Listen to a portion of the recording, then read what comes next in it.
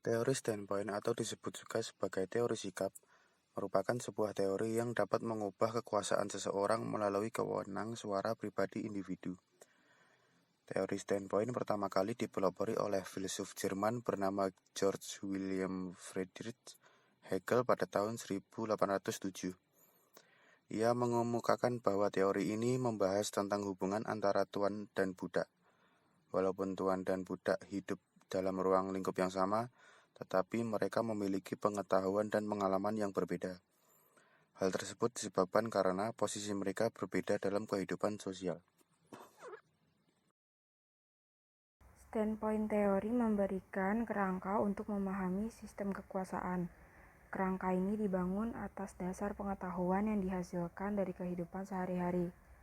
Mereka mengakui bahwa setiap individu adalah konsumen aktif dari realitas mereka sendiri dan bahwa perspektif individu merupakan sumber informasi yang paling penting mengenai pengalaman mereka. Standpoint teori atau teori sikap memberikan wewenang pada suara pribadi individu. Standpoint teori mengklaim bahwa pengalaman, pengetahuan, dan perilaku komunikasi orang dibentuk sebagai besar dari kelompok sosial di mana tempat mereka bergabung. Konsep standpoint yang pertama adalah sikap atau standpointa adalah lokasi yang dimiliki bersama oleh kelompok yang mengalami status sebagai orang luar di dalam sebuah struktur sosial yang memberikan sejenis pemahaman bagi pengalaman orang yang telah dijalani.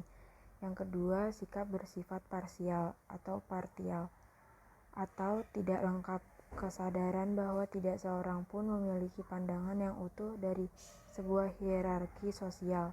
Ketiga, orang luar di dalam atau outsider within, yaitu seseorang yang biasanya berada di posisi sosial yang termarginalkan yang telah mendapatkan akses ke sebuah lokasi yang lebih istimewa. Yang keempat, akurasi atau accuration, merujuk pada kemampuan untuk melewati batasan-batasan visi parsial dan melihat melalui lokasi sosial tertentu seseorang. Kelima, pengetahuan tersituasi atau situated knowledge adalah pengetahuan setiap orang didasarkan pada konteks dan keadaan. Yang keenam, pembagian pekerjaan berdasarkan jenis kelamin atau sexual division of labor, alokasi pekerjaan yang didasarkan pada jenis pekerjaan. Asumsi teori, dalam kehidupan kita terdapat perbedaan struktur sosial yang melahirkan dominasi. Kelompok dominasi akan mempengaruhi kelompok yang tertindas untuk berpartisipasi dalam mekanisme yang telah mereka buat. Pandangan dari kelompok tertindas ini merupakan gambaran perjuangan mereka. Standpoint dari pihak yang terpinggirkan adalah titik tolak yang besar untuk melihat dan menilai ketimpangan yang lahir dari dominasi. Contoh standpoint teori adalah sekelompok laki-laki sedang berkumpul di depan sebuah coffee shop. Lalu lewatlah dua orang perempuan. Perempuan pertama dengan rambut panjang dan dengan make up yang feminim. Sedangkan perempuan di sebelahnya bergaya tomboy dan memiliki rambut yang pendek. Dua dari sekumpulan lelaki itu mengamati dan membicarakan penampilan kedua cewek itu.